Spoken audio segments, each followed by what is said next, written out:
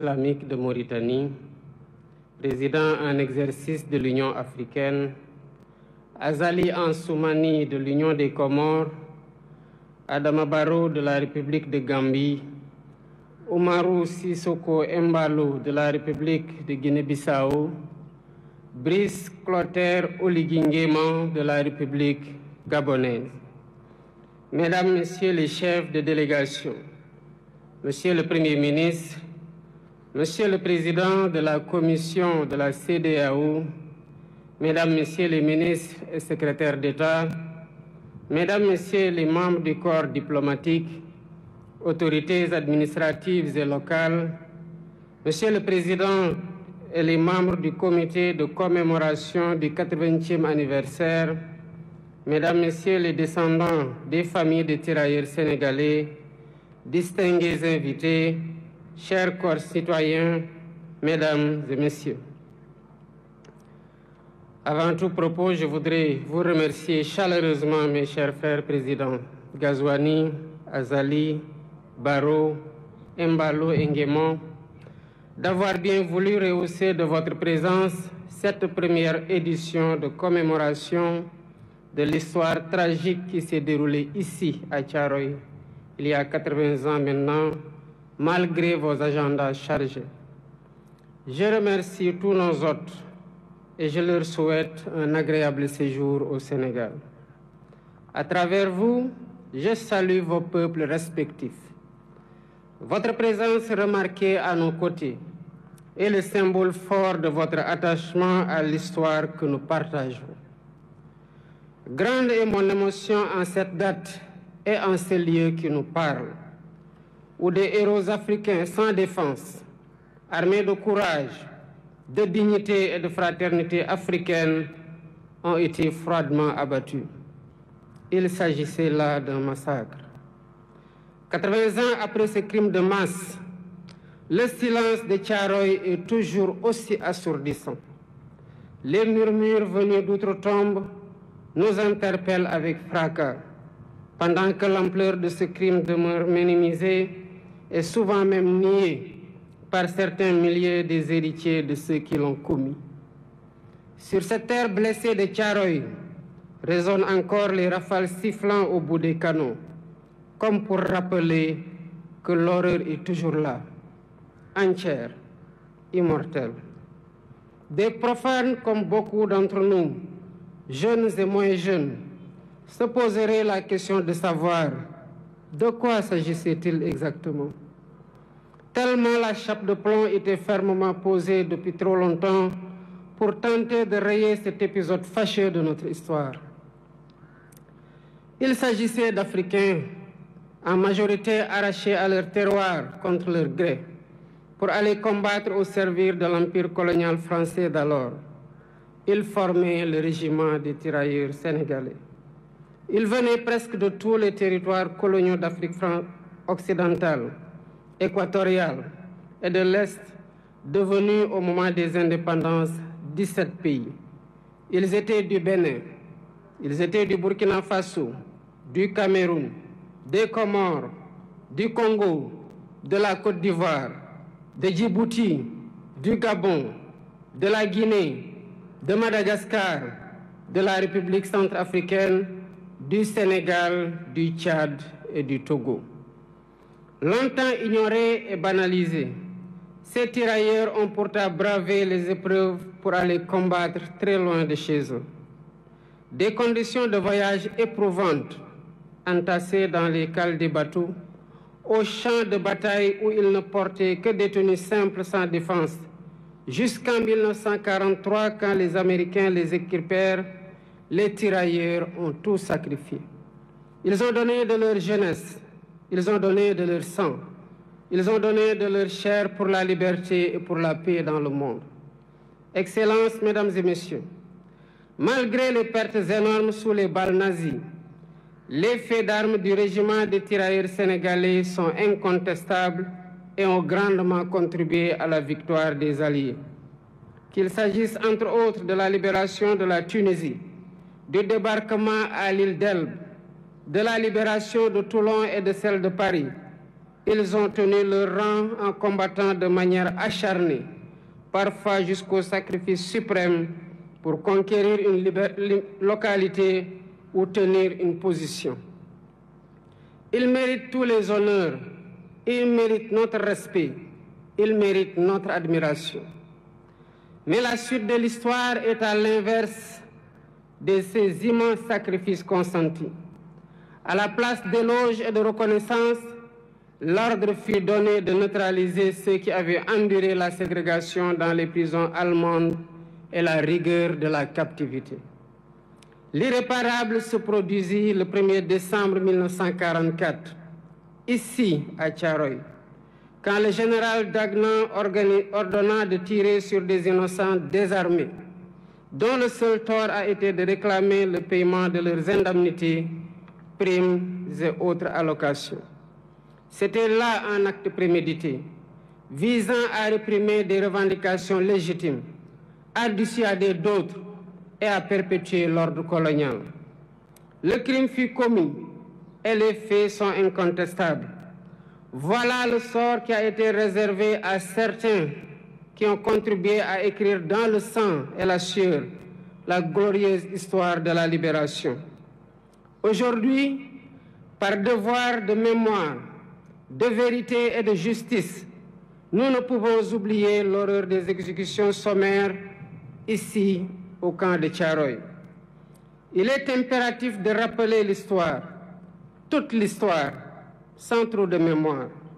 C'est ce qui fonde l'essence universelle des valeurs de paix, de liberté et d'égale dignité attachées à la nature humaine. Excellences, Mesdames et Messieurs, toutes ces raisons ont renforcé notre conviction de commémorer l'anniversaire du massacre de Thiaroye pour, d'une part, rendre hommage aux victimes et graver leur mémoire dans notre conscience collective, et, d'autre part, jeter les bases de la restauration de la vérité historique en mettant fin à l'omerta sur cet épisode tragique, omerta voulu et entretenu par l'autorité coloniale. Ce faisant, il ne s'agira pas d'une porte ouverte pour susciter le ressentiment ni entretenir la colère et la haine. Non. Ce que nous faisons ici relève du devoir de mémoire contre l'oubli et pour la manifestation de la vérité des faits, pour nous acquitter d'une dette morale vis-à-vis des tirailleurs et de leurs familles. C'est pourquoi nous avons mis en place un comité international de chercheurs indépendants pour aider à la reconstitution exacte des faits et à une meilleure connaissance de cette séquence de notre histoire partagée avec la France. Pour faciliter les travaux de recherche, j'ai sollicité du président de la République française la mise à disposition de tout document d'archives pouvant contribuer à la manifestation de la vérité et leur collaboration le moment venu dans la localisation des sépultures et l'identification éventuelle des victimes. Je salue l'ouverture des autorités françaises actuelles qui ont accédé à notre requête pour la manifestation de la vérité. Ainsi, avant cette commémoration, des membres du Comité international de chercheurs se sont rendus en France et ont eu des séances de travail avec les autorités françaises et les responsables des sites où sont présumées gardées les archives manquantes. Les recherches se poursuivront après la commémoration. La France vient également de franchir un pas important dans la restauration de la vérité, grâce au président Emmanuel Macron, qui m'a adressé une lettre il y a 3 jours pour assumer que les événements de Thiaroye en 1944 ont abouti à un massacre. Je salue son courage moral. Par ce geste, la France accède à une vieille et légitime demande de reconnaissance. Il s'agit d'une avancée appréciable dans le processus de réhabilitation de l'honneur et de la dignité des tirailleurs victimes, à la suite de la déclaration du président François Hollande au cimetière de Thiaroye le 30 novembre 2014, quand il saluait, je cite, « la mémoire d'hommes qui portaient l'uniforme français et sur lesquels la France avait retourné les fusils. Toutefois, il reste encore beaucoup de zones d'ombre de cette histoire, notamment le nombre de tirailleurs exécutés. Deux rapports contradictoires des autorités coloniales parlent de 35 et 70 morts, pendant que d'autres témoignages évoquent des centaines de morts et de nombreux blessés. Les archives réclamées permettront, d'après les chercheurs, de savoir comment on en est véritablement arrivé à la tragédie de Thiaroye, d'avoir une lecture plus fidèle de l'état d'esprit des tirailleurs rapatriés, de leur nombre exact, de leur identité, de leurs origines, des lieux où ils sont enterrés, des épreuves endurées, des frustrations et humiliations subies, ainsi que du montant qui est dû à chacun. Ce travail est complexe. C'est pourquoi je lance un appel aux acteurs étatiques et non étatiques de tous les pays concernés, y compris la France, aux historiens et chercheurs de tous bords, afin de joindre nos efforts pour porter un regard lucide sur cet épisode sombre de notre histoire commune. Excellences, Mesdames et Messieurs, identifier les victimes et situer les responsabilités est essentiel pour ouvrir la voie à une réconciliation sincère. C'est l'occasion pour moi de rendre un vibrant hommage à tous les Africains et non-Africains qui se sont toujours battus pour que l'histoire des tirailleurs et du massacre de Thiaroye soit préservée de l'oubli et de la falsification. Je pense aux précurseurs, aux hommes et femmes politiques. Je pense aux intellectuels, écrivains, poètes, cinéastes, artistes. Je pense aux bonnes volontés, personnes physiques et morales. Sans la synergie de tous ces efforts, le combat pour la justice et la vérité n'aurait pas prospéré. Mais cette vérité exige encore d'être pleinement révélée, transmise et reconnue. Nous devons encourager cette dynamique pour restaurer la mémoire et la dignité des tirailleurs sénégalais. Pour ma part, j'initierai plusieurs mesures de réappropriation de cette histoire commune avec 16 pays africains frères. Premièrement, un mémorial en l'honneur des tirailleurs sera érigé à Thiaroye pour servir de lieu de recueillement et de mémoire ouvert à toutes les nations dont ils étaient originaires, ainsi qu'au public. Deuxièmement, un centre de documentation et de recherche dédié aux tirailleurs sera érigé pour conserver la mémoire. Ce centre recueillera des archives, témoignages et récits, tout en soutenant la recherche et l'éducation autour de cette histoire partagée.